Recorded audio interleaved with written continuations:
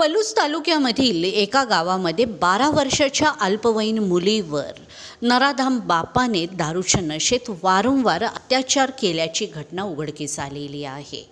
पीडित मुलीच्या आईने बुधवारी पोलिसात याबाबतचा गुन्हा दाखल केलेला असून पोलिसांनी आरोपीस ताब्यात घेऊन बाललैंगिक अत्याचार प्रतिबंधक कायद्याअंतर्गत गुन्हा दाखल केलेला आहे।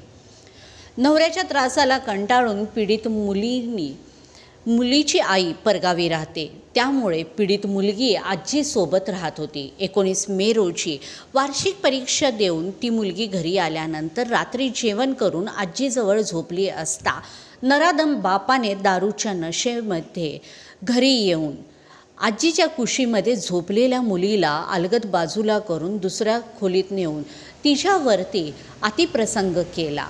त्यानंतर मुलीला त्रास होऊ लागल्याचे लक्षात येताच त्याने त्या मुलीला सोडून दिले। पुन्हा घरी कोणी नसल्याचे पाहून नराधम बापाने मुलीसोबत तेच केले। त्यावेळी मुलगी घाबरून आत्याच्या घरी धाव घेतली।